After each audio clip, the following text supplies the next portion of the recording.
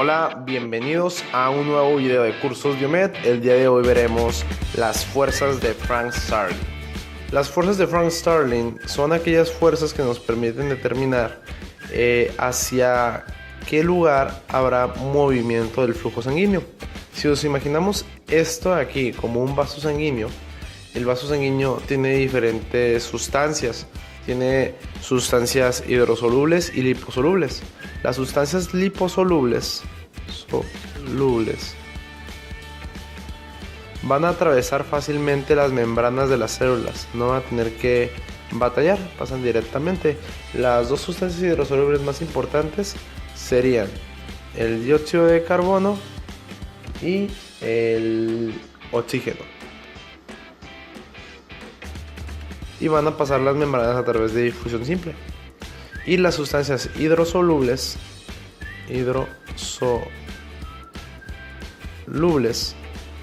como cuáles, como la propia agua, la glucosa, los aminoácidos y ciertas proteínas, o más bien ciertos péptidos, van a tener que pasar a través de unas hendiduras que se encuentran entre las células endoteliales. En esta imagen no se logra ver. En esta imagen, si hacemos un zoom de esto a esto, ya podemos ver que las células endoteliales están separadas entre sí por estos pequeños espacios que serían hendiduras endoteliales. Hendiduras endoteliales. O lo podemos llamar como poros. Unos poros. Por estos poros van a entrar y van a salir. Entrar y salir las sustancias hidrosolubles como el agua, los aminoácidos y la glucosa. Ahora, ¿qué va a determinar que en ciertos lugares haya mayor filtrado de las sustancias, incluido el agua, del comportamiento intravascular, o sea, dentro del vaso hacia afuera? Pues depende en gran medida de las presiones que haya aquí adentro del vaso y las presiones que están fuera del vaso, y también de qué tan fácil sea que se fuguen esas sustancias a través de estas hendiduras. Por ejemplo, en la barrera hematocefálica, estas hendiduras están bastante disminuidas, es decir, este espacio que está aquí es casi imperceptible, son hendiduras muy pequeñas, así que es muy difícil que sustancias ingresen al cerebro porque la barrera hematocefálica es una barrera muy estrecha. En cambio, en el intestino y en el hígado, estas hendiduras son más grandes, en vez de estar a esa distancia están algo así, más grandes, y por lo tanto las sustancias pasan fácilmente. Algo que cabe destacar es que las proteínas es difícil que pasen a través de esas hendiduras porque son muy grandes. En cambio, en el intestino y en el hígado, que son las hendiduras más grandes, entonces van a pasar fácilmente por ahí las proteínas. Una vez que tenemos claro esto, ya podemos hablar de las fuerzas de Frank Starling. Las fuerzas de Frank Starling, como mencioné, nos sirven para determinar hacia dónde va a ir el líquido o hacia dónde va a salir o dirigirse cierta cantidad de líquido en base a 4 fuerzas fundamentales y 5 parámetros. Las 4 fuerzas fundamentales son prácticamente la cantidad de agua que hay dentro del vaso, la cantidad de agua que hay fuera del vaso, la cantidad de sustancias que atraen agua hacia el vaso y la cantidad de sustancias que atraen fuera del vaso el agua. La primera sustancia o la primera fuerza se llama presión hidrostática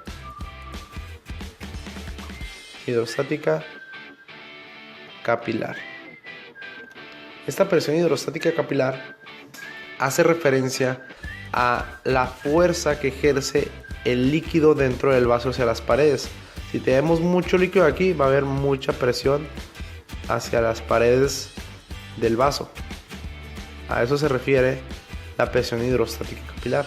Si hay menos agua, hay menos presión. En vez de ser flechitas grandes, van a ser flechitas pequeñas. Entonces, Esa es una fuerza muy importante, la presión hidrostática capilar. La segunda fuerza, la presión hidrostática capilar se abrevia como pH de presión hidrostática y una C chiquita, presión hidrostática capilar. Esta presión hidrostática, como se encuentra dentro del vaso, va a tender a sacar líquido fuera del vaso. Voy a poner una flecha aquí grande. Va a sacar líquido fuera del vaso. La segunda fuerza importante, la segunda fuerza más importante es la presión oncótica. La presión oncótica se refiere a la fuerza que ejercen las proteínas que se encuentran dentro del vaso sanguíneo para atraer líquido hacia el vaso sanguíneo. Las proteínas atraen líquido. La principal proteína, o la que tiene mayor efecto osmótico, oncótico en el vaso sanguíneo, es la albúmina. La albúmina es una proteína que se encuentra en la sangre y es muy útil para transportar diferentes tipos de sustancias, hace que las cosas se vuelvan hidrosolubles. La presión oncótica se llama presión oncótica. Esta presión oncótica tiende a atraer líquido hacia el vaso sanguíneo. Vamos a dibujar esto. Atrae líquido hacia el vaso sanguíneo. La presión oncótica se abrevia como la letra Pi y una C. Presión oncótica capilar.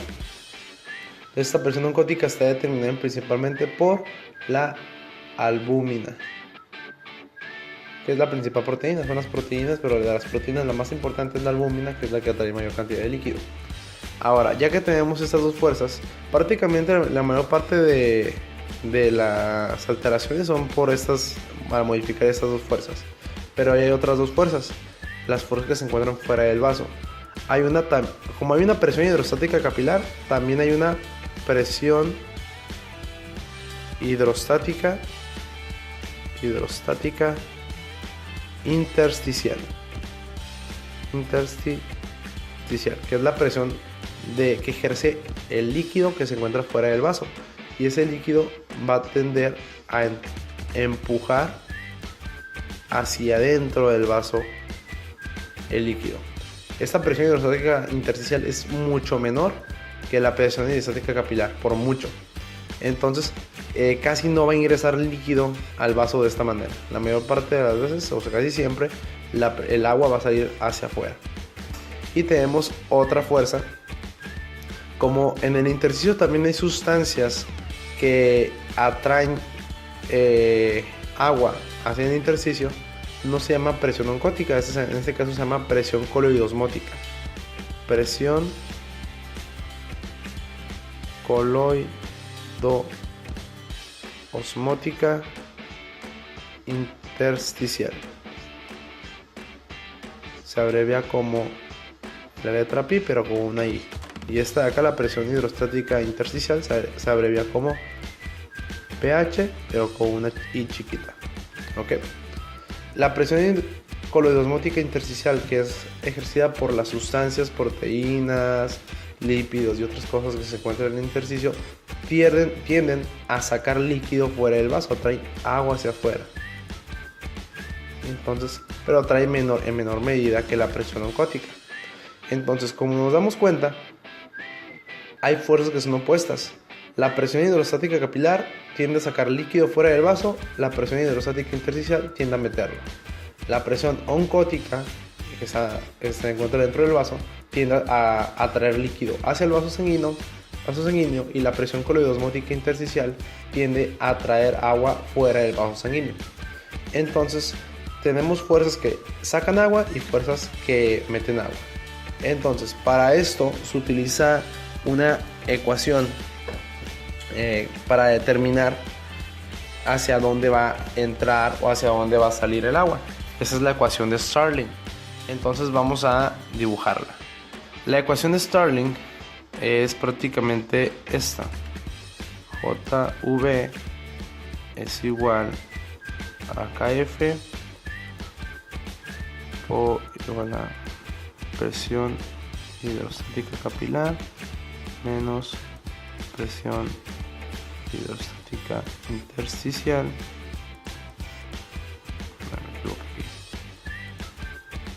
aquí un paréntesis,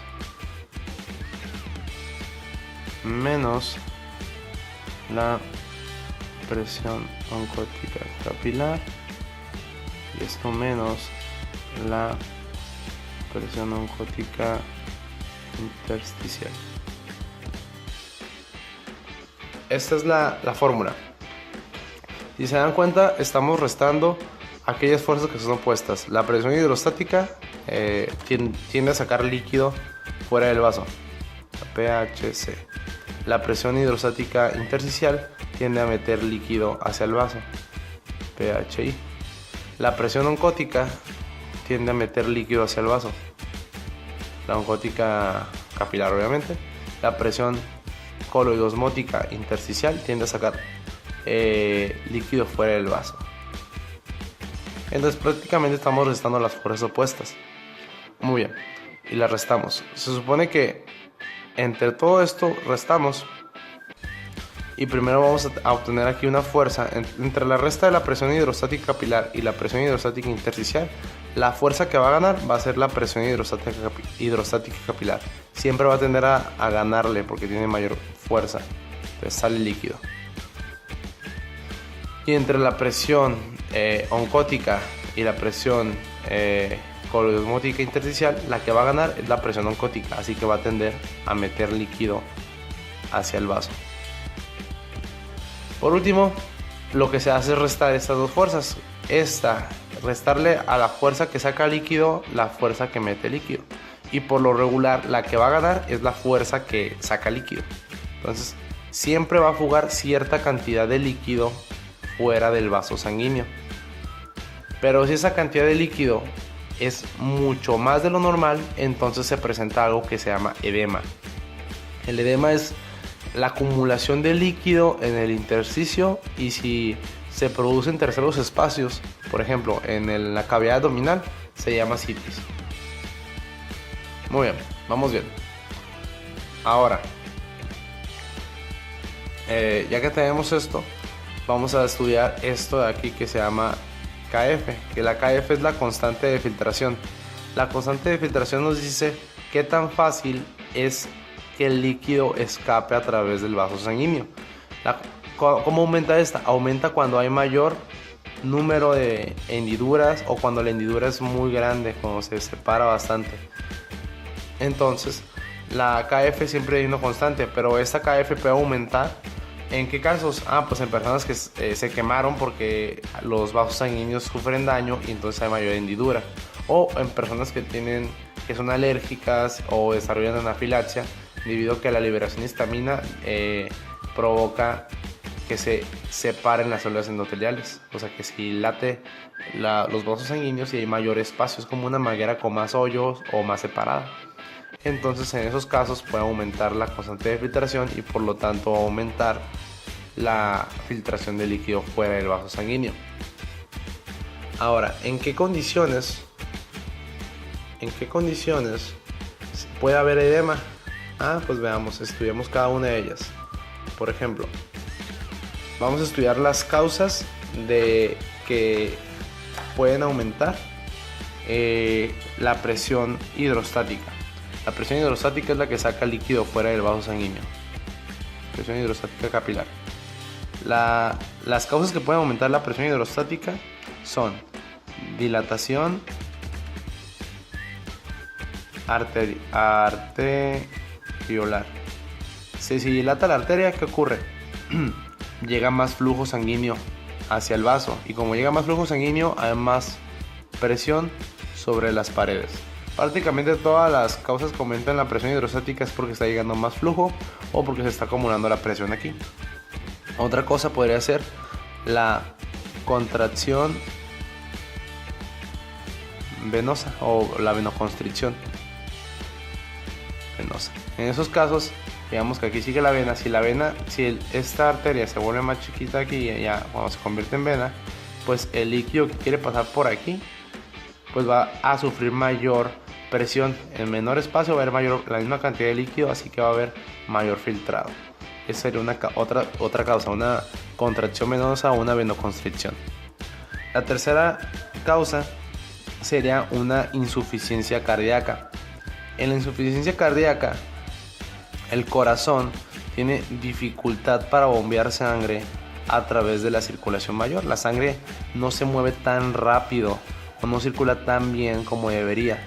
Así que como la sangre no corre tan rápido a través del cuerpo, no circula tan rápido, la sangre se va a quedar en las arterias y venas y por lo tanto va a haber mayor presión, se va a empezar a acumular y va a ejercer mayor presión.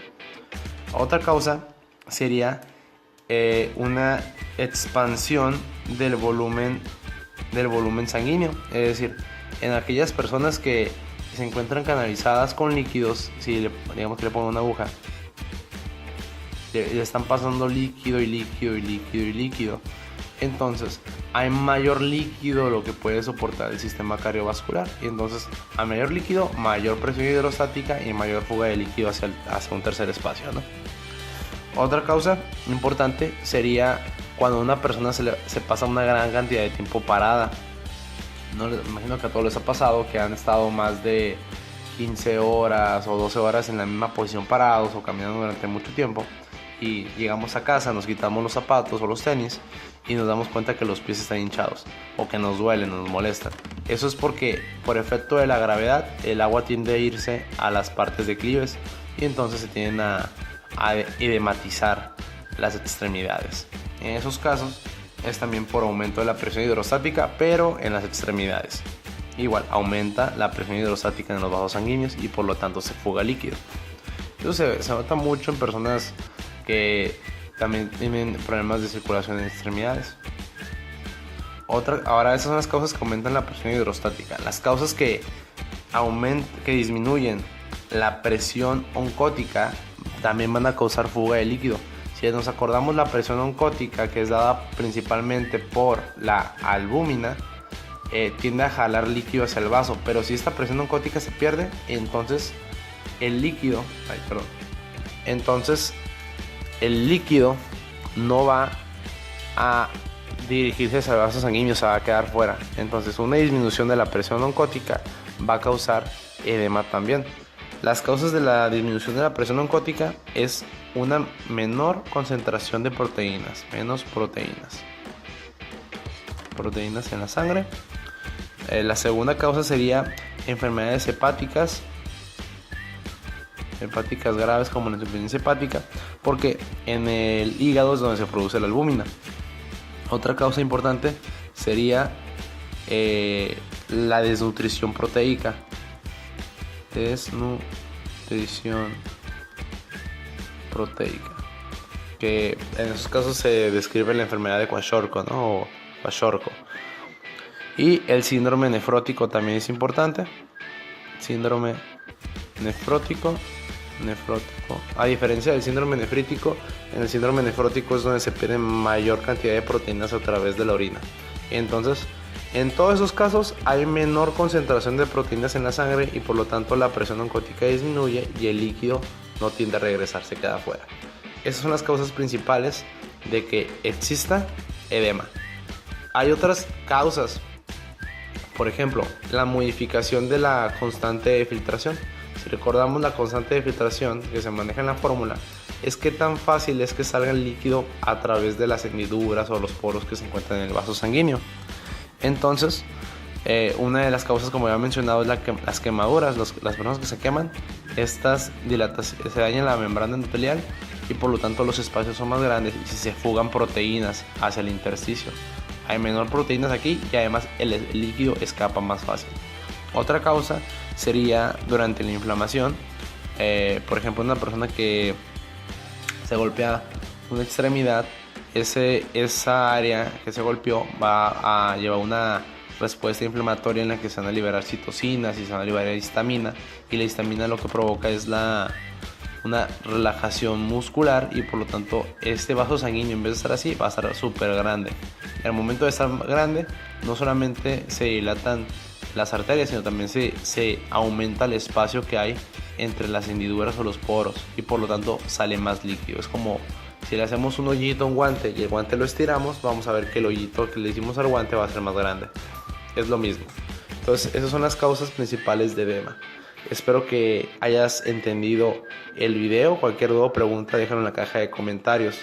Nos vemos, hasta luego. Estudia fácil, rápido, inteligente. Cursos Biomed, asesorías, exámenes de admisión. No olvides repasar y realizar los ejercicios antes de continuar con la siguiente lección.